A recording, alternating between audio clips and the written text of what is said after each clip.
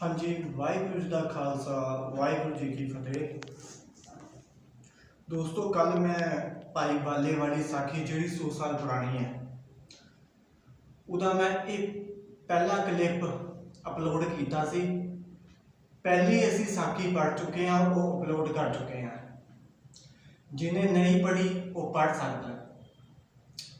तो अज असी दूजे नंबर की साखी पढ़ांगे भाई बाले वाली विचों।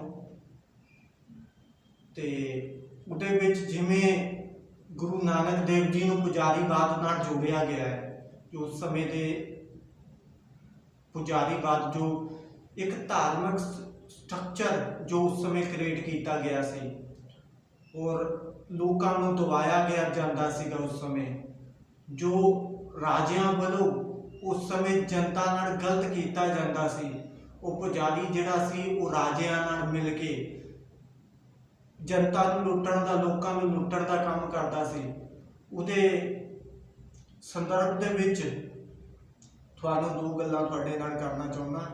जिहड़ा पुजारीवाद है ना, वो ये नहीं सी कि वो डिक्टेटरशिप दे विच ही सी, वो अज भी है। वो किस रूप दे विच है? वो हैगा सुरत दे रूप दे विच। जिहड़ी भी सोच जो सानूं अगे जाणते रोकदी है, चाहे वो कोई भी सोच होवे जिहड़ी अगे जाणते सानूं रोकदी होवे, वो पुजारीवाद है। वो तुहानूं जिहड़ा पुजारी है वो तुहानूं मानसिक लैवल ते कमज़ोर करेगा, वो तुहाडा कॉन्फिडेंस लैवल लो करेगा, डाउन करेगा। और तुहानूं उन्हें जो एक्टिविटीज़ करनी होंदियां ने, वो जो साडे नाल करता है पुजारी, चाहे वो अज सिख धर्म दे विच होवे, सिख कौम दे विच होवे, भावें हिंदू कौम दे विच होवे, चाहे मुसलमान कौम दे विच होवे, वो कदे भी ये नहीं चाहता कि मैं जे समाज दे विच मेरे खिलाफ कोई बोले। वो कदे भी नहीं चाहता कि मेरे खिलाफ कोई आवाज़ उठाए। जे कोई आवाज़ उठाता है तो उन्होंने मार दिंदा है, खत्म कर दिंदा है। इसका कारण ये है क्योंकि वो अपना दबदबा बनाना चाहता। तो अज असीं चलो साखी का दूजे नंबर की साखी अज करते हैं थोड़े नाल स्टार्ट। आ देखो मेरे को 100 साल पुरानी गुरु नानक देव जी भाई बाले वाली साखी है। तो अज असी पहला मैं कर चुके हैं पहला इहदा पाठ, तो दूजा असी अज करना है। दूजी साखी अज असी पढ़नी है। तो मेरा संदर्भ ये है कि पढ़ के, क्योंकि पुजारीवाद बहुत है ये, क्योंकि गुरु नानक देव जी जिन्होंने समाज को एक वधिया बनाया, उस समय के ढांचे के खिलाफ जो गलत ढांचा से उहदे खिलाफ आवाज़ उठाई सी उन्होंने समाज को वधिया बनाने वाले लोगों को जिम्मेवारियां दी सी। कुदरत वाला ज्ञान उन्होंने समझाया सी, कुदरत वाला रब उन्होंने सानू समझाया सी। पर पहली पातशाही तो लैके 10वीं पातशाही तक, जिमें मैं कल की वीडियो में भी गल की सी कि सब कुछ ठीक चलिया। उहदे बाद पुजारीवाद ने जिहड़ा पुजारीवाद से उन्होंने पता सी कि हुण दियां नहीं हैगियां, ते शरीरिक तौर पर जिहड़े हुण पहली पातशाही और 10वीं पातशाही जा चुकियां ने। फिर उन्होंने जो गुरु साहब जी के इतिहास लिखे गए थे उहदे विच मिलावट करनी शुरू कर दी, ताकि उस इतिहास में जो भी पढ़ेगा उस सुरत में जाएगा और इन्हों सिख कौम को मानसिक लैवल पर इन्हों डाउन करना है, कमज़ोर करना है। एक देखो, हैंडीकैप दो तरह के होंगे है। जो तुसी किसी को देखते हैं, हाए वो बेचारे की लत्त नहीं है, बांह नहीं है। हैंडीकैप दो तरह के होंगे है। एक तो होंदा है शरीरिक तौर पर किसी की लत्त नहीं है, बांह नहीं है, वो गल वक्री होंगी, ठीक है। पर बंदा मानसिक लैवल ते कमज़ोर नहीं होना चाहिए। जिहड़ा बंदा मानसिक लैवल ते कमज़ोर है, अज ज़्यादातर साडे जिहड़े समाज के विच लोग है वो मानसिक लैवल ते कमज़ोर है। क्यों? क्योंकि साडा एक तो आले दुआले दे विच जो एक्टिविटीज़ हो रही और जो सानू पढ़ाया जा रहा, वो साडा दिमाग खोल नहीं रहा, सबको डेड कर रहा। तो जिहड़ा पढ़ाया जा रहा पुजारी वालों जो समाज को रब वाला स्ट्रक्चर दिता, उन्हें बिल्कुल डेड कर रखा। लोगों का जिहड़ा मानसिक लैवल है कमज़ोर होया होया। चलो अज गल फिर अगे करते हैं। तो अज तुहाडे नाल 2 नंबर की साखी मैं दूजे नंबर की भाई बाले वाली जिहड़ी 100 साल पुरातक है, वो मैं तुहाडे नाल दूजे नंबर की साखी तुहानूं सुणाउण लग्गिया। ਤੇ ਜ਼ਰੂਰ ਗੌਰ ਨਾਲ ਸੁਣਿਓ ਤੇ ਨਾੜ ਦੀ ਨਾੜ ਵਿੱਚ ਅਸੀਂ ਇਹਦੇ ਤੋਂ ਨਿਚੋੜ ਵੀ ਕੱਢਾਂਗੇ ਕਿ ਕਿਵੇਂ ਗੁਰੂ ਨਾਨਕ ਦੇਵ ਜੀ ਨੂੰ ਪੁਜਾਰੀ ਨੇ ਬਦਨਾਮ ਕੀਤਾ। ਚਲੋ ਸ਼ੁਰੂ ਕਰਦੇ ਹਾਂ। ਏਕ ਓਂਕਾਰ ਸਤਿਗੁਰ ਪ੍ਰਸਾਦ। ਅੱਠ ਸਾਖੀ श्री गुरु नानक जी ਦੇ ਅਵਤਾਰ ਧਾਰਨ ਦੀ ਹੈ। ਇਹ ਜਿਹੜੀ ਸਾਖੀ ਹੈ ਇਹ ਗੁਰੂ ਨਾਨਕ ਦੇਵ ਜੀ ਦੀ ਅਵਤਾਰ ਧਾਰਨ ਦੀ ਹੈ। ਮਤਲਬ ਕਿ ਉਹਨਾਂ ਦਾ ਸੰਸਾਰ ਦੇ ਵਿੱਚ ਜਿਵੇਂ ਬੱਚਾ ਪੈਦਾ ਹੁੰਦਾ ਹੈ ਮਾਤਾ ਦੇ ਵੱਲੋਂ, ਮਾਤਾ ਦੇ ਗਰਭ ਵੱਲੋਂ, ਉਹ ਕਿਵੇਂ ਹੁੰਦਾ ਹੈ ਉਹ ਚੀਜ਼ ਇਹਦੇ ਵਿੱਚ ਆ ਚੁੱਕੀ ਹੈ। ਤਾਂ ਉਹ ਸੰਸਾਰ ਵਿੱਚ ਜਦੋਂ ਆਉਂਦੇ ਨੇ ਕਿਵੇਂ ਜਨਮ ਲੈਂਦੇ ਨੇ, ਉਹਨਾਂ ਨਾਲ ਕਿਹੜੀਆਂ ਐਕਟੀਵਿਟੀਜ਼ ਹੁੰਦੀਆਂ ਨੇ, ਉਹ ਅੱਜ ਮੈਂ ਤੁਹਾਨੂੰ ਦੱਸਣ ਵਾਲਾ ਨਾ। ਗੌਰ ਨਾਲ ਸੁਣਿਓ ਤੁਸੀਂ। श्री गुरु नानक जी की जन्म पत्री लिखने की विधि, असी जिहड़ी कल वीडियो अपलोड की सी ना, उहदे विच गुरु नानक देव जी की जन्म पत्री मंगवा रहे हैं गुरु अंगद देव जी। वो गुरु अंगद देव जी को मैं थोड़ा जिहा इस शुरू करने तो पहला थोड़ी जी मैं तुहानूं कल तुहाडी वीडियो बारे भी दस देवां। गुरु अंगद देव जी ना गुरु नानक देव जी के दर्शन करना चाहते हैं वो। तो गुरु नानक देव जी का दर्शन करना चाहते हैं तो वो ना कोई ऐसे बंदे नूं लभ रहे हैं जिहड़ा गुरु नानक देव जी के नाल रहा होवे। तो गुरु नानक देव जी के नाल दो बंदे रहे हुए हैं, भाई बाला और मरदाना।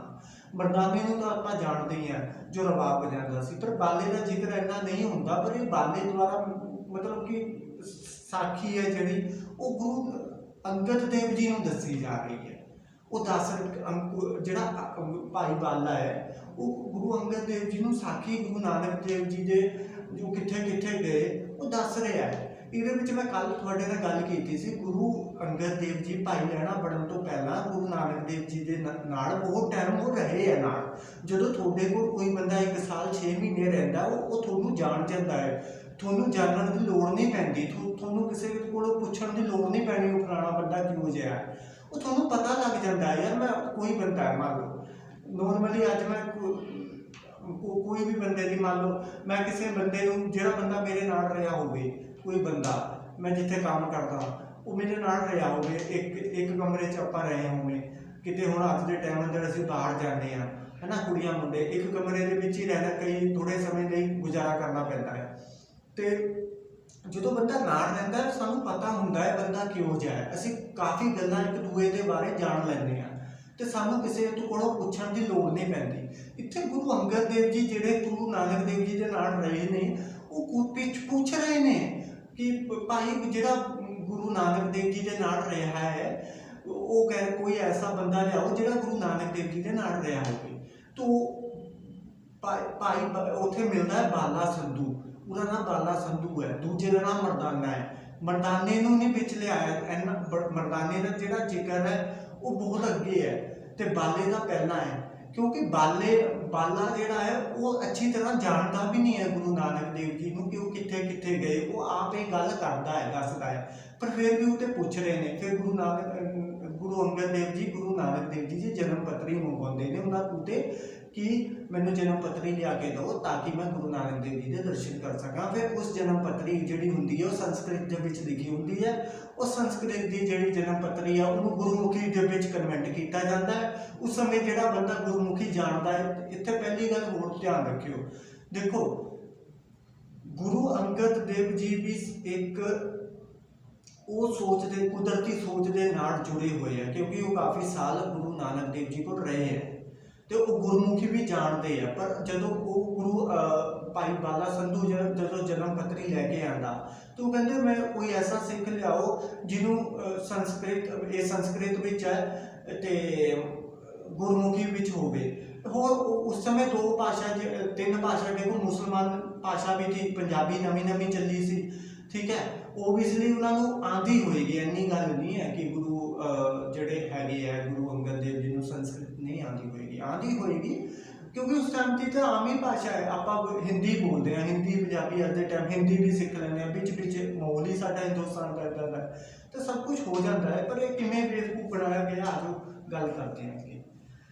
श्री गुरु नानक जी की जन्म पत्री लिखने की विधि। श्री गुरु अंगद जी दीवान लगाकर बैठे और सिख बैठे पाई बुढ़े दी आद लैकर सब श्रोते आद बैठे। कहते ने श्री गुरु नानक देव जी की जन्म पत्री लैके आए सी जदों श्री गुरु नानक देव जी की जन्म पत्री लैके श्री गुरु अंगद देव जी के दीवान के विच उन्हां दा जो कीर्तन मतलब प्रोग्राम चल रहा सी उस समय संगतां इकट्ठियां होईयां सी उत्थे बैठे सी वो, ठीक है। तो जन्म पत्री लैके बैठे हुए सी वो विचार कर रहे थे। तो जब भाई बुढ़े की आद मतलब भाई बुढ़ा भी आया और होर भी बंदे आए तो भाई पेंडा मोखा लिखण लगा। पेंडा मोखा वो बंदा है जिन्हें जिहड़ी जन्म पत्री जिहड़ी सी वो संस्कृत दे विच सी उन्हें गुरमुखी दे विच लिखी सी। ते मतलब पेंडा मोखा लिखण लगा तो कतक की पूर्णमाशी नूं नानक जी का जन्म दिता। कतक की पूर्णमाशी नूं गुरु नानक देव जी का जन्म होया सी जिन्हों असीं प्रकाश कहते हैं। तो एक घड़ी उत्ते अद्धी रात बीती उस समय अनुराधा नक्षत्र सी कहते एक घड़ी अद्धी रात बीती हुई सी जिस समय उन्होंने जन्म होया और अनुराधा नक्षत्र श्री शुभ मुहूर्त राय पोए भट्ठी की तलवंडी कालू बेदी के घर माता त्रिपता के उधर दी जा कालू नू खबर हुई। कालू बेदी बहुत हरदयाल सी नाले कुल दा गुरदेव सी। जिहड़ा हरदयाल सी ना वो एक तो उन्होंने कुल दा गुरदेव कहा गया है, कुल्ला दा गुरदेव सी। और दूसरा गल है हरदयाल पंडित ने वो लिखी सी जन्म पत्री जिहड़ी गुरु नानक देव जी की प्रकाश के समय बनवाई सी वो गुरु नानक देव जी की जन्म पत्री हरदयाल पंडित ने लिखी सी। तो कुल का गुरदेव सी। कुल का गुरदेव का मतलब होंदा है कि कुलों का गुरु सी वो। तो इस करके अगे पढ़ते हैं कि पता लगेगा नवी नवी गल्लां इहदे विच। ते हरदयाल सी नाले कुल का गुरदेव सी। कालू बड़े वेले उठ के हरदयाल के घर गया जाके आख्या उस पादा जी मतलब पंडित नूं ना पादा कहते सी उस समय जिहड़ा पंडित सी उन्होंने पादा जी कहा जाता सी।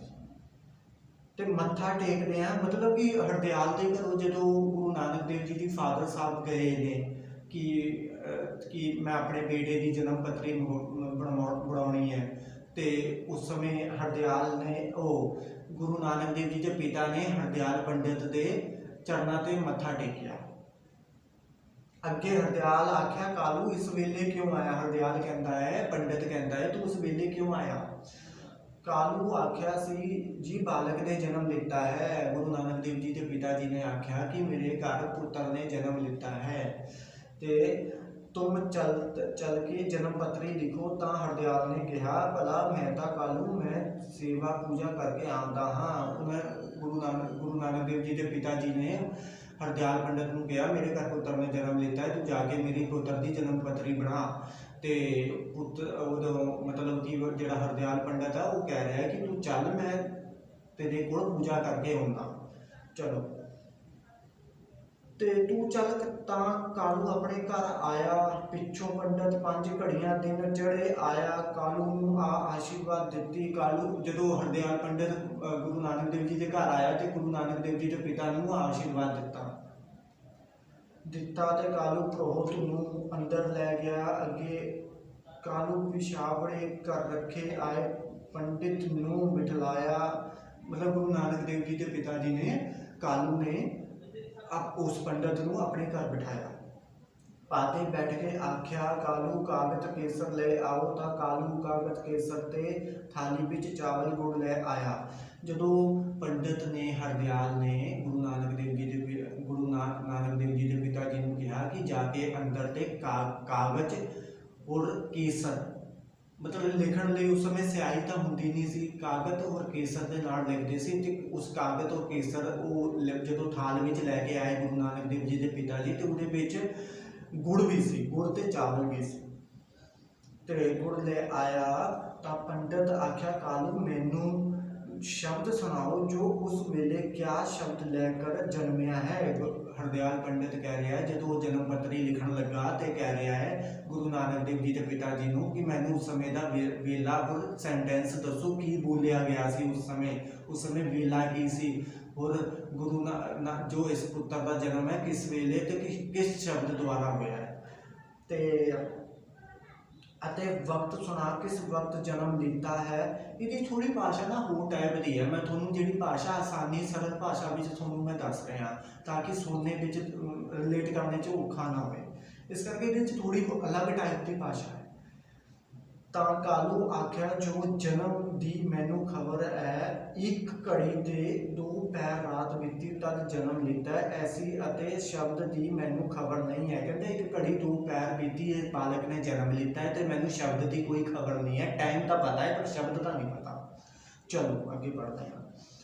ता पंडित आख्यो कालू अंदरों जाके दाई जो उस समय जिदा बच्चा होंदा सी ना बिना ऑपरेशन के बच्चे हो जाते थे पुराने समय के विच, उहदा कारण ये सी जिहड़ियां दाइयां हुंदियां सी उन्हां नूं तजर्बा बहुत हुंदा सी कि जिहड़ियां प्रैगनेंट औरत हुंदियां सी ना वो पुराने समय के विच काफ़ी बच्चों को जन्म दिंदियां सीआं तो उस समय जिहड़ा हिसाब सी वो करने का कहने का मतलब मेरा ये है उस समय जिहड़ा मतलब दाइयां नूं हिसाब हुंदा सी क्योंकि जो बच्चे नूं माता के गर्भ शरीर के विचों बाहर कढ़दियां सी तो उन्होंने भी कुछ ना कुछ मिल जाता सी दाइयां नूं तो वो कम ही ये करदियां सी कि बच्चे नूं माता जिहड़ी प्रैगनेंट लेडीज़ हुंदी सी वो माता के शरीर के विचों बच्चे नूं बाहर कढ़ण का ही काम करती सी। चलो अगे पढ़ते हैं।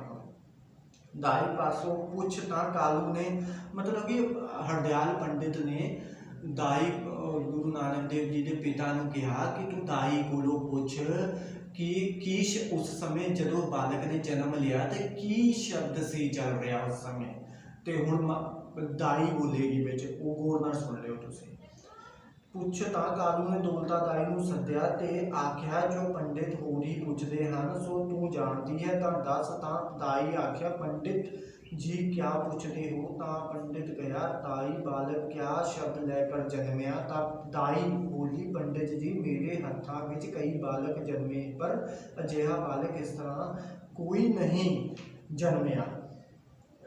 वो कहते जो दाई नूं पूछा गया ना मतलब कि जिस समय वो बच्चा जो जिहदे शरीर बॉडी विचों कढ़िया वो मतलब गुरु नानक देव जी की जो माता सी जो गुरु नानक देव जी अंदर सी शरीर के अंदर ठीक है तो उहदे मतलब पेट विचों जो दाई ने बच्चे को कढ़िया तो उस समय वो दाई नूं जदों पूछा जा रहा तो दाई कह रही है कि मेरे हथों काफ़ी बच्चों ने जन्म लिया पर यह बच्चा अलग ही है डिफरेंट टाइप का बच्चा है। चलो अगे पढ़ते हैं और की पता लगता ते आख्या पंडित जी क्या पढ़ लिया सी वो पंडित जी मेरे हत्थां विच कई बालक जन्मे पर अजिहा बालक इस तरह कोई नहीं जन्मिया। इस बालक की मैनू बड़ी हैरानगी लगी क्योंकि जो ये बच्चा पैदा होया ना गुरु नानक देव जी ने जो प्रकाश लिया कहने का मतलब असीं जो बच्चा पैदा होया उस समय प्रकाश बोलते थे मतलब माता के गर्भ के विचों शरीर बॉडी के विचों बाहर आया तो कहते कि वो मैं बड़ी हैरान हुई कहती मैं बहुत हैरान हुई कि बच्चे जो मैं इस बच्चे को देखा तो उसके बाद पंडित क्या सुन कालू बालक सताइए नक्षत्री जन्मिया है। मतलब कि जिहड़ा हरदयाल पंडित है गुरु नानक देव जी के फादर को कह रहा है तेरा बच्चा 27 नक्षत्रे जन्मिया है। उस समय जिहड़ा बहुत ज़्यादा शुभ गुण कहा जाता सी वो देखते हैं। पहले दो पहरा अंदर जन्मिया है तो शाहूकार होवेगा जे पिछले पहर रात ढली हुई जन्मिया है तो अज वड्डी पूर्वी रात आई इसके सिर ते छत्र फिरिया लोड़िए मैनू बड़ा असरज हुंदा है जो केड़ा छत्र फिरेगा। हरदयाल पंडित कह रहा है श्री गुरु नानक देव जी के पिता को कि अगर ये पहले पैर जिदा जन्मिया है तो ये शाहूकार होएगा।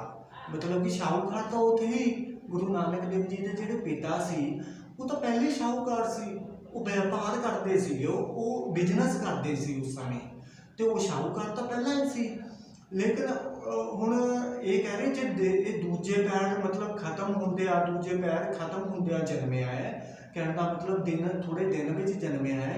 ਅੱਜ ਤਾਂ ਫਿਰ ਪੂਰਨਮਾਸ਼ੀ ਵੀ ਹੈ, ਤੇ ਪੂਰਨਮਾਸ਼ੀ ਦੇ ਵਿੱਚ ਇਹ ਮਤਲਬ ਕਿ ਇਹਦੇ ਮੱਥੇ ਦੇ ਛਤਰ ਝੁੱਲੇਗਾ। ਉਹ ਕਿਹੜਾ, ਉਹ ਪੰਡਿਤ ਹਰਿਆਣ ਹੈ, ਕਹਿੰਦਾ ਕਿਹੜਾ ਛਤਰ ਝੁੱਲੇਗਾ। ਤੇ ਅੱਗੇ ਪੜ੍ਹਦੇ ਹਾਂ। ਤੇ ਪੂਰਬੀ ਰਾਤ ਆਈ, ਇਸ ਦੇ ਸਿਰ ਤੇ ਛਤਰ ਫਿਰਿਆ ਲੋੜੀਏ। ਮੈਨੂੰ ਬੜਾ ਅਚਰਜ ਹੁੰਦਾ ਹੈ, ਜੋ ਕਿਹੜਾ ਛਤਰ ਫਿਰੇਗਾ। ਪੰਡਤ ਬੜਾ ਵਿਚਾਰਵਾਨ ਹੈ ਸੀ। ਪੰਡਤ ਆਪਣੇ ਆਪ ਨੂੰ ਬੜਾ ਵਿਚਾਰਵਾਨ ਕਹਿ ਰਿਹਾ। ਪੁਜਾਰੀ ਨੇ ਬੜੀ ਇਹਦੀ ਗੱਲ ਠੋਕ ਕੇ ਲਿਖੀ ਹੈ ਵੈਸੇ। ਪੰਡਤ ਕਿਹਾ, ਕਾਲੂ ਮੈਨੂੰ ਬਾਲਕ ਦਾ ਦਰਸ਼ਨ ਕਰਾਓ। ਤਾਂ ਕਾਲੂ ਅੰਦਰ ਜਾ ਕੇ ਬਾਲਕ ਮੰਗਿਆ। ਤਾਂ ਅੱਗੇ ਨਾਨਕ ਜੀ ਦੀ ਮਾਤਾ ਬੋਲੀ, ਬਾਲਕ ਨਹੀਂ ਦਿੰਦੀ, ਠੰਡ ਦੇ ਦਿਨ ਨੇ ਹਨ। ਤੇ ਪੰਡਤ ਕਿਹਾ, ਬਾਲਕ ਦੇਵੋ, ਜੋ ਕੁਛ ਬਾਲਕ ਨੂੰ ਵਿਘਨ ਹੋਵੇ ਤਾਂ ਮੈਂ ਅੱਛਾ ਕਰਾਂਗਾ।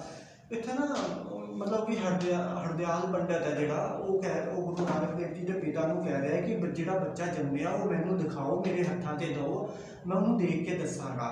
ਤੇ ਜਦੋਂ ਬੱਚਾ ਜਿਹੜਾ ਸੀ ਗੁਰੂ ਨਾਨਕ ਦੇਵ ਜੀ ਉਸ ਸਮੇਂ ਮਾਤਾ ਉਹਨਾਂ ਦੀ ਆਪਣੀ ਮਾਤਾ ਦੇ ਹੱਥ ਵਿੱਚ ਸੀ। ਤੇ ਉਸ ਸਮੇਂ ਠੰਡ ਦੇ ਦਿਨ ਚੱਲ ਰਹੇ ਸੀਗੇ। ਤੇ ਜਦੋਂ ਗੁਰੂ ਨਾਨਕ ਦੇਵ ਜੀ ਦੇ ਪਿਤਾ ਨੇ ਮਤਲਬ ਕਿ ਗੁਰੂ ਨਾਨਕ ਕਾਲੂ ਨੇ, ਮਹਿਤਾ ਕਾਲੂ ਨੇ ਜਦੋਂ ਆਪਣਾ ਪੁੱਤਰ ਪੰਡਿਤ ਨੂੰ ਦੇਣ ਲਈ ਕਿਹਾ, ਤੇ ਉਹਨਾਂ ਦੀ ਵਾਈਫ ਕਹਿੰਦੀ ਹੈ, ਮਾਤਾ ਤ੍ਰਿਪਤਾ ਕਹਿ ਰਹੀ ਹੈ ਕਿ ਠੰਡ ਦੇ ਦਿਨ ਹੈ, ਬੱਚੇ ਨੂੰ ਠੰਡ ਲੱਗ ਜਾਏਗੀ, ਨਹੀਂ ਮੈਂ ਨਹੀਂ ਦਿੰਦੀ। ਫਿਰ ਦੂਜੀ ਵਾਰ 'ਚ ਉਹ ਬੱਚੇ ਨੂੰ ਦੇ ਦਿੰਦੀ ਹੈ ਪੰਡਿਤ ਦੇ ਹੱਥ ਦੇ ਵਿੱਚ। ਤੇ ਅੱਗੇ ਪੜ੍ਹਦੇ ਹਾਂ।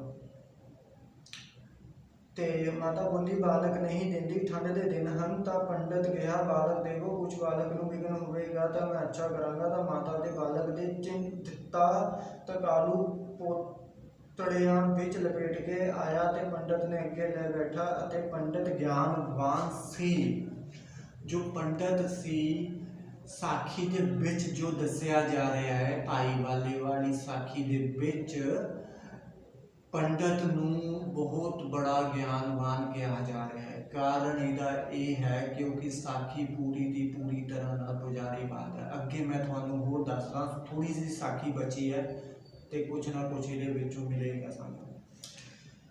ਪੰਡਤ ਅੱਗੋਂ ਉੱਠ ਖੜਾ ਹੋਇਆ, ਦੋ ਹੱਥ ਜੋੜ ਕਰ ਨਮਸਕਾਰ ਕੀਤੀ। ਤਾਂ ਪੰਡਤ ਨੇ ਮਤਲਬ ਕਿ ਪੰਡਤ ਅੱਗੋਂ ਉੱਠ ਖੜਾ ਹੋਇਆ, ਦੋ ਹੱਥ ਜੋੜ ਕਰ ਨਮਸਕਾਰ ਕੀਤੀ। ਤਾਂ ਪੰਡਤ ਨੇ ਆਖਿਆ, ਜਾ ਕਾਲੂ ਲੈ ਜਾ। ਤਾਂ ਬਾਲਕ ਨੂੰ ਕਾਲੂ ਨੇ ਅੰਦਰ ਦੇ ਦਿੱਤਾ। ਤਾਂ ਫਿਰ ਕਾਲੂ ਆ ਕੇ ਆਖਿਆ, ਇੱਕ ਚੀਜ਼ ਨਾ ਹੋਰ ਦੇਖੋ, ਇੱਕ ਬੱਚਾ ਜਨਮਿਆ, ਮੰਨ ਲਓ ਤੁਹਾਡੇ ਘਰ ਛੋਟਾ ਬੱਚਾ ਜਨਮਿਆ, ਚਾਹੇ ਤੁਸੀਂ ਨਾ ਅੱਜ ਵੀ ਚਲੋ ਹਿੰਦੂਆਂ ਦੇ ਵਿੱਚ ਤਾਂ ਹੈ ਹੀ ਹੈ ਕਿ ਚਲੋ ਕੋਈ ਨਾ ਕੋਈ ਬੱਚਾ ਪੈਦਾ ਹੁੰਦਾ ਹੈ ਨਾ, ਤਾਂ ਕੋਈ ਨਾ ਕੋਈ ਪੰਡਤ ਨੂੰ ਬੁਲਾ ਲੈਂਦੇ ਆ ਸ਼ੁਭ ਮੂਰਤ ਲਈ। ਹੁਣ ਤੁਹਾਨੂੰ ਪਤਾ ਹੀ ਹੈ ਪੰਡਤ ਕਿਆ ਚੀਜ਼ ਹੁੰਦੇ ਨੇ, ਉਹਨੀ ਵਹਿਮ ਭਰਮ, ਇੰਨੇ ਬਕਵਾਸ ਭਰ ਦੇਣੇ ਆ, ਇੰਨੀਆਂ ਗੱਲਾਂ ਮਾਰ ਦੇਣੀਆਂ ਕਿ ਤੁਹਾਡਾ ਪਤਾ ਨਹੀਂ ਕਿਆ ਉਹਨੇ ਬੋਲ ਦੇਣਾ।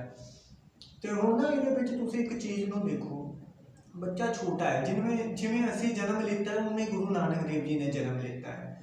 ਲੇਕਿਨ ਇਹਦੇ ਵਿੱਚ ਗੱਲ ਜਿਹੜੀ ਹੈ ਨਾ ਇਹ ਹੈ ਕਿ ਜਿਹੜਾ ਪੰਡਤ ਹੈ, ਪੰਡਤ ਜਦੋਂ ਹਰਦਿਆਲ ਪੰਡਤ ਗੁਰੂ ਨਾਨਕ ਦੇਵ ਜੀ ਨੂੰ ਆਪਣੇ ਹੱਥਾਂ 'ਤੇ ਲੈਂਦੇ ਨੇ ਨਾ, ਤੇ ਉਹਦੇ ਬਾਅਦ ਉਹ ਹੱਥਾਂ 'ਤੇ ਲੈ ਕੇ ਬੱਚੇ ਨੂੰ ਰੱਖ ਕੇ ਨਮਸਕਾਰ ਕਰ ਰਹੇ ਹੈ ਕਿ ਇਹ ਰੱਬ ਦਾ ਰੂਪ ਹੈ। ਕਹਿਣ ਦਾ ਮਤਲਬ ਹੁਣ ਛੋਟਾ ਜਿਹਾ ਬੱਚਾ ਤਾਂ ਬੱਚਾ ਹੀ ਹੈ ਯਾਰ, ਉਹ ਕੋਈ ਰੱਬ ਦਾ ਰੂਪ ਕਿੱਦਾਂ ਹੋ ਗਿਆ। ਕਹਿਣ ਦਾ ਮਤਲਬ ਇੱਕ ਤਰ੍ਹਾਂ ਨਾਲ ਮਤਲਬ ਸਾਖੀ ਦੇ ਵਿੱਚ ਉਹਨਾਂ ਨੂੰ ਜਨਮਿਆ ਹੀ ਰੱਬ ਬਣਾਤਾ। ਚਲੋ ਅੱਗੇ ਪੜ੍ਹਦੇ ਹਾਂ। ਤੇ ਆਖਿਆ, ਜਾ ਕਾਲੂ ਲੈ ਜਾ। ਤਾਂ ਬਾਲਕ ਨੂੰ ਕਾਲੂ ਨੇ ਅੰਦਰ ਦੇ ਦਿੱਤਾ। ਤਾਂ ਫਿਰ ਕਾਲੂ ਜਾ ਕੇ ਆਖਿਆ, ਪੰਡਤ ਜੀ, ਇਸ ਬਾਲਕ ਦਾ ਨਾਮ ਦੱਸੋ, ਜੋ ਕਿਹੜੇ ਮੂਰਤ ਜਨਮਿਆ ਹੈ, ਇਸ ਦੇ ਲੱਛਣ ਦੱਸੋ। ਤਾਂ ਪੰਡਤ ਨੇ ਕਿਹਾ, ਕਾਲੂ, ਇਸ ਦਾ ਨਾਮ ਮੈਂ ਸੋਧ ਕੇ ਰੱਖਾਂਗਾ। ਮਤਲਬ ਕਿ ਗੁਰੂ ਨਾਨਕ ਦੇਵ ਜੀ ਦੇ ਪਿਤਾ ਜੀ ਹਰਦਿਆਲ ਪੰਡਤ ਨੂੰ ਕਹਿ ਰਹੇ ਨੇ, ਜਿਹੜੇ ਉਹਨਾਂ ਦੇ ਕੁਲ ਦੇ ਗੁਰਦੇਵ ਨੇ, ਉਹ ਕਹਿ ਰਹੇ ਹੈ ਗੁਰੂ ਨਾਨਕ ਦੇਵ ਜੀ ਦੇ ਪਿਤਾ ਜੀ ਕਿ ਇਸ ਬੱਚੇ ਦਾ ਅਸੀਂ ਨਾਮ ਰੱਖਣਾ ਹੈ, ਇਹ ਕਿਹੜੇ ਮਤਲਬ ਕਿਹੜੇ ਮੂਰਤ ਜਨਮਿਆ ਹੈ, ਅਸੀਂ ਇਹਦਾ ਨਾਮ ਰੱਖਣਾ ਹੈ, ਤੇ ਸਾਨੂੰ ਨਾਂ ਦੱਸੋ। ਤੇ ਪੰਡਤ ਕਹਿ ਰਿਹਾ ਹੈ ਕਿ ਮੈਂ ਤੁਹਾਨੂੰ ਨਾਂ ਸੋਧ ਕੇ ਦੱਸਾਂਗਾ, ਲੱਭ ਕੇ ਦੱਸਾਂਗਾ। ਕਹਿਣ ਦਾ ਮਤਲਬ ਇਹ ਹੈ। ਚਲੋ ਅੱਗੇ ਪੜ੍ਹਦੇ ਹਾਂ। 13 ਦਿਨਾਂ ਨੂੰ ਨਾਮ ਵੀ ਰੱਖਾਂਗੇ। ਕਹਿੰਦੇ 13 ਦਿਨਾਂ ਦੇ ਵਿੱਚ ਨਾਂ ਰੱਖਿਆ ਗਿਆ ਗੁਰੂ ਨਾਨਕ ਦੇਵ ਜੀ ਦਾ, 13 ਦਿਨ ਲੱਗੇ ਸੀ। 13 ਦਿਨਾਂ ਨੂੰ ਨਾਮ ਵੀ ਰੱਖਾਂਗੇ ਤੇ ਚੋਲਾ ਵੀ ਪਵਾਵਾਂਗੇ। ਕਹਿੰਦੇ 13 ਦਿਨਾਂ ਨੂੰ ਨਾਂ ਵੀ ਰੱਖਾਂਗੇ ਤੇ ਚੋਲਾ ਵੀ ਪਵਾਵਾਂਗੇ, ਭਾਵ ਕਿ ਕੱਪੜੇ ਵੀ ਪਵਾਵਾਂਗੇ। ਹੱਦ ਹੈ ਯਾਰ, 13 ਦਿਨ ਤੱਕ ਬੱਚਾ ਨੰਗਾ ਹੀ ਰਹੇਗਾ। ਉਹ ਮਾਤਾ ਉੱਧਰ ਕਹਿ ਰਹੀ ਹੈ ਠੰਡ ਦੇ ਦਿਨ ਚੱਲ ਰਹੇ ਨੇ। ਹੱਦ ਹੈ ਯਾਰ, ਕੰਜਰ ਹੋਣਾ ਹੈ ਪੂਰੀ ਤਰ੍ਹਾਂ। ਤੇ ਚੋਲਾ ਵੀ ਪਵਾਵਾਂਗਾ। ਤਾਂ ਪੰਡਤ ਘਰ ਨੂੰ ਆਇਆ, 13 ਦਿਨ ਵਿਚਾਰ ਕਰਦਾ ਰਿਹਾ। ਪੰਡਤ 13 ਦਿਨ ਵਿਚਾਰ ਕਰਦਾ ਰਿਹਾ, ਮਤਲਬ ਕਿ ਨਾ ਹੀ ਲੱਭਦਾ ਰਿਹਾ ਕੀ ਲਿਖੇ। ਤੇ ਕਰਦਾ ਰਿਹਾ। ਜਾਂ 13 ਦਿਨ ਹੋਏ ਤਾਂ ਪੰਡਤ ਆਇਆ, ਬਾਲਕ ਨੂੰ ਚੋਲਾ ਪਾਇਆ। 13 ਦਿਨ ਦੇ ਬਾਅਦ ਚੋਲਾ ਪਾਇਆ ਗਿਆ ਤੇ ਨਾਂ ਵੀ ਰੱਖਿਆ ਗਿਆ। ਅਤੇ ਨਾਂ ਰੱਖਿਆ ਗਿਆ ਨਾਨਕ ਨਿਰਕਾਰੀ। 13 ਦਿਨ ਦੇ ਬਾਅਦ ਜਦੋਂ ਬੱਚਾ ਜਿਹੜਾ ਜਨਮਿਆ ਸੀ, ਉਹਨੂੰ ਚੋਲਾ ਵੀ ਪਵਾਇਆ ਗਿਆ ਤੇ ਉਹਦਾ ਨਾਂ ਵੀ ਰੱਖਿਆ ਗਿਆ ਨਾਨਕ ਨਿਰਕਾਰੀ। ਹੁਣ ਅੱਗੇ ਦੀ ਗੱਲ ਬਹੁਤ ਇੰਟਰਸਟਿਡ ਹੈ, ਤੁਸੀਂ ਗੌਰ ਨਾਲ ਸੁਣਨਾ। ਤਾਂ ਕਾਲੂ ਕਿਹਾ, ਪੰਡਤ ਜੀ ਤੁਸਾਂ ਇਹ ਨਾਮ ਨਹੀਂ ਰੱਖਣਾ, ਇਹ ਨਾਮ ਹਿੰਦੂ ਤੁਰਕ ਦਾ ਸਾਂਝਾ ਹੈ। ਜਿਹੜੇ ਗੁਰੂ ਨਾਨਕ ਦੇਵ ਜੀ ਦੇ ਫਾਦਰ ਹੈ ਨਾ, ਉਹ ਆਪਣੇ ਕੁਲ ਗੁਰਦੇਵ, ਜਿਹੜਾ ਕੁਲ ਗੁਰਦੇਵ ਕਹਿਣ ਦਾ ਮਤਲਬ ਉਹਨਾਂ ਦਾ ਹਰਦਿਆਲ ਪੰਡਤ ਹੈ ਜਿਹੜਾ ਕੁੱਲਾਂ ਦਾ, ਤੇ ਉਹਨੂੰ ਕਹਿ ਰਹੇ ਨੇ ਤੁਸੀਂ ਇਹ ਵਾਲਾ ਨਾਮ ਨਾ ਰੱਖੋ, ਕਿਉਂਕਿ ਇਹ ਨਾਮ ਹਿੰਦੂ ਹੋਰ ਤੁਰਕਾਂ ਦਾ ਸਾਂਝਾ ਹੈ। ਹੁਣ ਤੁਸੀਂ ਇੱਕ ਚੀਜ਼ ਨੂੰ ਦੇਖੋ, ਜਦੋਂ ਗੁਰੂ ਨਾਨਕ ਦੇਵ ਜੀ ਮਰਦੇ ਨੇ, ਆਪਣਾ ਸਰੀਰ ਤੋੜਦੇ, ਉਹ ਸਾਡੇ ਵਾਂਗੂ ਸੰਸਾਰ ਦੇ ਵਿੱਚੋਂ ਚਲੇ ਗਏ। ਉਸ ਸਮੇਂ ਇੱਕ ਲੜਾਈ ਹੋਰ ਹੁੰਦੀ ਹੈ ਹਿੰਦੂ ਤੁਰਕਾਂ ਦੀ, ਚਾਦਰ ਦੀ ਲੜਾਈ ਹੁੰਦੀ ਹੈ। ਉਹ ਚੀਜ਼ ਇੱਥੇ ਜੋੜਤੀ ਗਈ। ਇਹ ਪੂਰੀ ਦੀ ਪੂਰੀ ਤੁਸੀਂ ਦੇਖੋ ਕਿੱਧਰ ਨੂੰ ਸਾਖੀ ਘੁਮਾਈ ਗਈ ਹੈ ਤੇ ਕਿੱਦਾਂ ਲਿਖੀ ਗਈ ਹੈ। ਅੱਗੇ ਹੋਰ ਪੜ੍ਹਦੇ ਹਾਂ, ਥੋੜੀ ਜਿਹੀ ਰਹਿ ਗਈ ਹੈ, ਗੌਰ ਨਾਲ ਸੁਣਿਓ ਬਸ। ਤੇ ਪੰਡਤ ਆਖਿਆ, ਕਾਲੂ ਇਹ ਵੱਡਾ ਅਵਤਾਰੀ ਹੈ। ਮਤਲਬ ਕਿ ਹਰਦਿਆਲ ਪੰਡਤ ਕਹਿ ਰਿਹਾ ਹੈ ਕਾਲੂ ਨੂੰ, ਗੁਰੂ ਨਾਨਕ ਦੇਵ ਜੀ ਦੇ ਪਿਤਾ ਨੂੰ, ਕਿ ਇਹ ਬਹੁਤ ਅਵਤਾਰੀ ਮੁੰਡਾ ਹੈ, ਤੁਹਾਡੇ ਘਰ ਜਿਹੜਾ ਜੰਮਿਆ। ਤੇਰੇ ਘਰ ਆਇਆ ਹੈ ਏਵਨ ਅਵਤਾਰੀ, ਅੱਗੇ ਕੋਈ ਨਹੀਂ ਹੋਇਆ। ਕਹਿੰਦੇ ਜਿਹੜਾ ਤੇਰੇ ਘਰ ਜਨਮਿਆ ਹੈ ਬਹੁਤ ਵੱਡਾ ਅਵਤਾਰੀ ਹੈ, ਉਹ ਜੋ ਅਵਤਾਰੀ ਕੋਈ ਹੋਰ ਨਹੀਂ ਜੋ ਜਨਮਿਆ। ਸ਼੍ਰੀ ਰਾਮ ਚੰਦਰ ਤੇ ਸ਼੍ਰੀ ਕ੍ਰਿਸ਼ਨ ਜੀ ਹੋਏ ਹਨ, ਸੋ ਉਹਨਾਂ ਨੂੰ ਹਿੰਦੂ ਪੂਜਦੇ ਸਨ। ਇਹਨੂੰ ਹਿੰਦੂ ਤੁਰਕ ਦੋਵੇਂ ਪੂਜਣਗੇ। ਕਹਿੰਦੇ ਜਿਹੜੇ ਸ਼੍ਰੀ ਰਾਮ ਚੰਦਰ ਉਹ ਕ੍ਰਿਸ਼ਨ ਹੋਏ ਸੀ, ਉਹਨਾਂ ਨੂੰ ਤਾਂ ਹਿੰਦੂ ਪੂਜਦੇ ਸੀ। ਕਹਿੰਦੇ ਇਹਨੂੰ ਹਿੰਦੂ ਵੀ ਪੂਜਣਗੇ ਤੇ ਮੁਸਲਮਾਨ ਵੀ ਪੂਜਣਗੇ, ਦੋਨੋਂ ਪੂਜਣਗੇ। ਕਹਿਣ ਦਾ ਮਤਲਬ ਇਹ ਹੈ ਕਿ ਜਿਹੜੀ ਅਸੀਂ ਦੇਵੀ ਦੇਵਤਿਆਂ ਨੂੰ, ਜਿੱਦਾਂ ਕਿ ਹਿੰਦੂ ਮੰਨਦੇ ਆ 33 ਕਰੋੜ ਦੇਵੀ ਦੇਵਤੇ ਆ, ਬਹੁਤ ਘੜੇ ਹੋਏ ਆ। ਉਹਨਾਂ ਜਦੋਂ ਦੇਵੀ ਦੇਵਤਿਆਂ ਦੇ ਬ੍ਰਹਮਾ ਨੇ ਆਪਣੀ ਕੁੜੀ ਨਾਲ ਹੀ ਬਲਾਤਕਾਰ ਕੀਤਾ ਸੀ, ਸੈਕਸ ਕੀਤਾ ਸੀ, ਤੁਸੀਂ ਜਾਣਦੇ ਹੀ ਹੋ। ਕਿਉਂਕਿ ਮੈਂ ਸ਼ਰੇਆਮ ਇਸ ਕਰਕੇ ਕਹਿ ਰਿਹਾ ਕਿ ਇਹ ਗੱਲਾਂ ਸ਼ਰੇਆਮ ਖੁੱਲੀਆਂ ਹੋਣੀਆਂ ਚਾਹੀਦੀਆਂ। ਪੁਜਾਰੀ ਨੇ ਜੋ ਗੰਦ ਲਿਖਿਆ ਹੈ, ਜਦੋਂ ਤੱਕ ਇਹ ਸਾਡੇ ਕੌਮ ਦੇ ਸੁਣਨ ਵਾਲੇ ਸਮਝਣ ਵਾਲੇ ਨੂੰ ਸਮਝ ਨਹੀਂ ਆਏਗੀ, ਤੁਸੀਂ ਅੱਗੇ ਨਹੀਂ ਵੱਧ ਸਕਦੇ।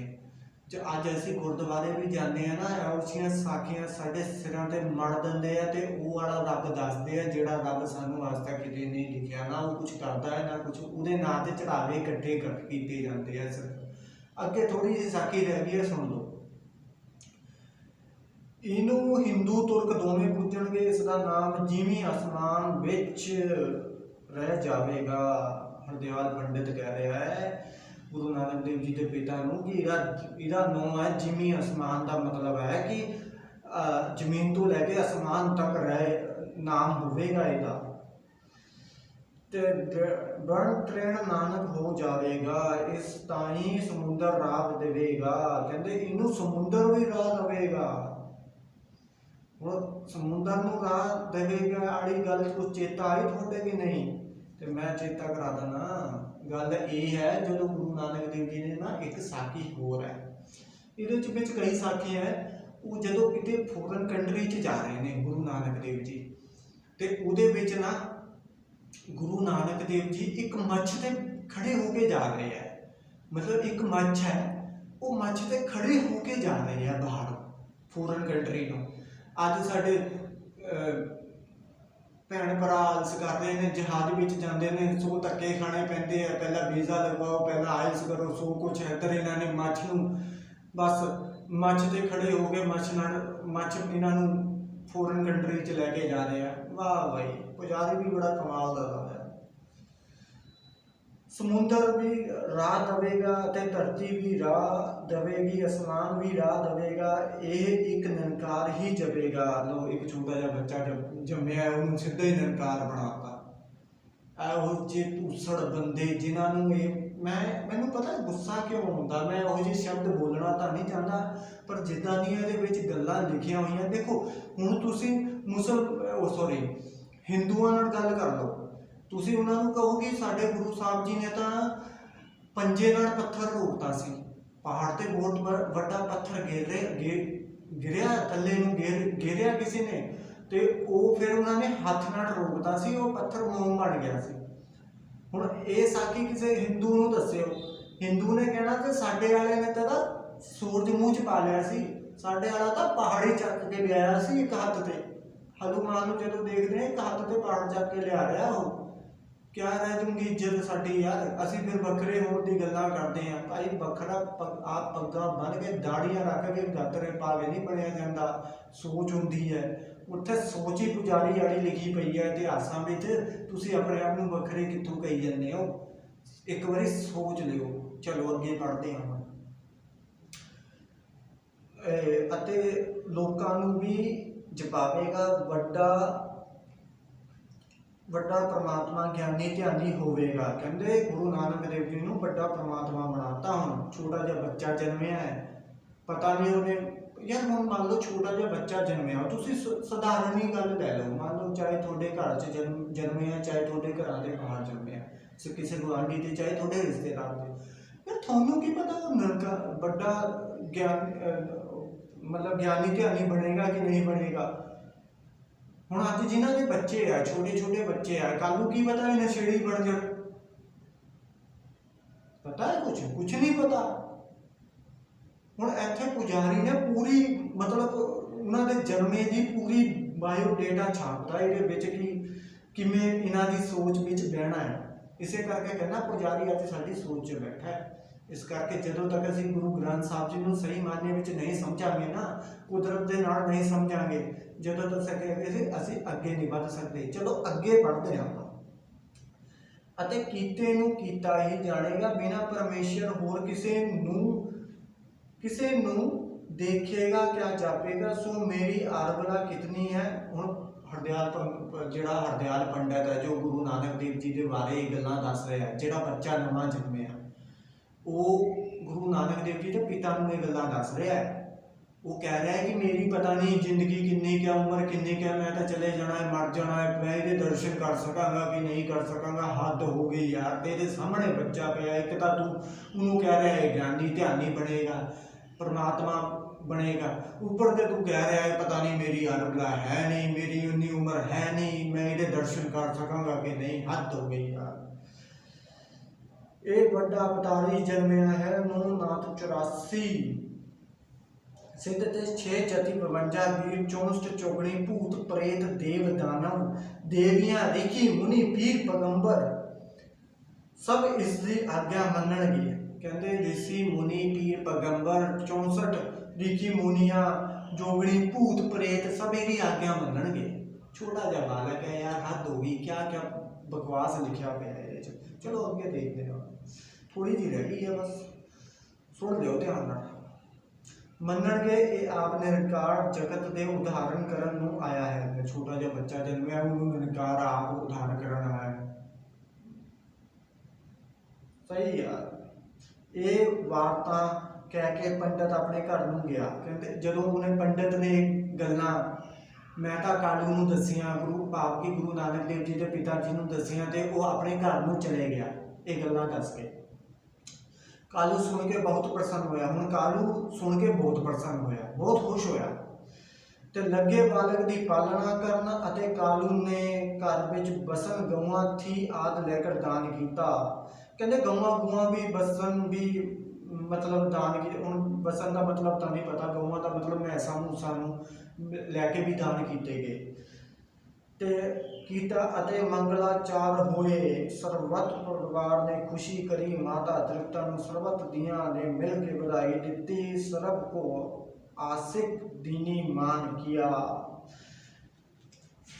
कहते ने जदों हरदयाल पंडित अपने घर चले गया ਤੇ ਗੁਰੂ ਨਾਨਕ ਦੇਵ ਜੀ ਦੇ ਪਿਤਾ ਬਹੁਤ ਪ੍ਰਸੰਨ ਹੋਏ, क्योंकि जो हरदयाल पंडित जो पुजारी सी उन्हें बहुत बड़िया बड़िया पंप गुरु नानक देव जी के पिता नूं दे दिता। पंप नहीं मतलब कि बल्ले बल्ले उन्हें कराई दी।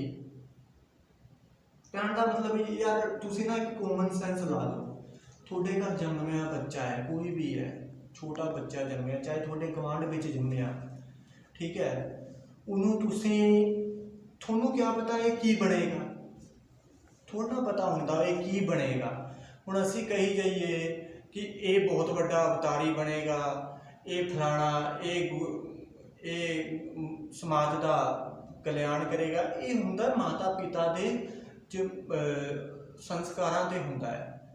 माता पिता बच्चे की पालना किवें करते हैं उस समय कोई मतलब कि मैं इतिहास वाली गल नहीं कर रहा, जो इतिहास में लिखा है इतिहास में तो झूठा ही लिखा है।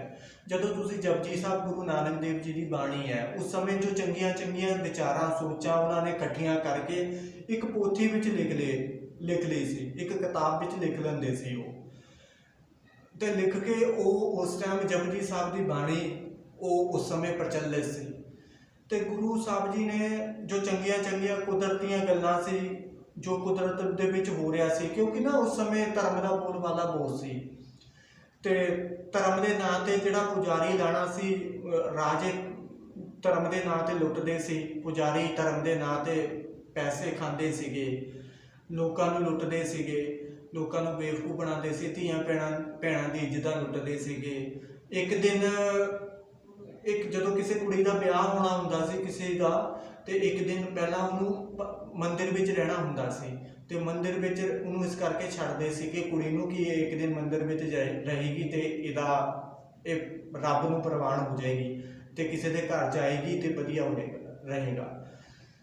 तो पंडित उहदे नाल ना सैक्स करता सी, जिहड़ियां औरतां जिहड़ियां कुड़ियां मंदिरां विच छड्डियां जांदियां सी उहदे नाल सैक्स होंदा सी। अज भी यार तुसीं देखो जैतो पता नहीं जैतोवाल गैंगस्टर गुरुद्वारे च तुसीं इन्नियां दाड़ियां रख लो, गातरे पा लो, पग्गां बन लो, उत्थे बह के यार वो अज उत्थे संगतां बैठियां होईयां, अगले सारे जिहड़े जथेदार आ उन्हां नूं भाजणां पईयां होईयां।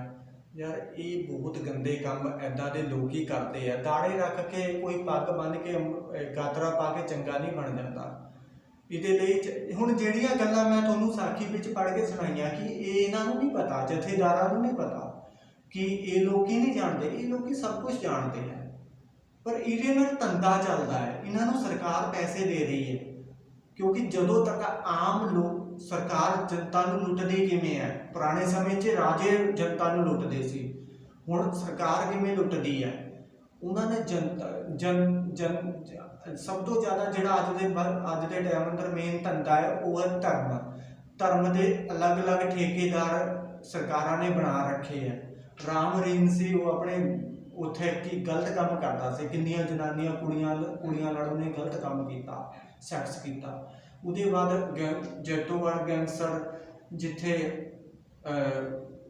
लोग संगतां ने धरने ला के बैठे है, उत्थे दे जिहड़े हैड ग्रंथी है या होर है उन्होंने भाजना पईयां, उत्थे ते अश्लील चीज़ां भी मिलियां जिहदा मैं नाम नहीं ले सकता, किन्नियां औरतां नाल गलत किया उन्होंने।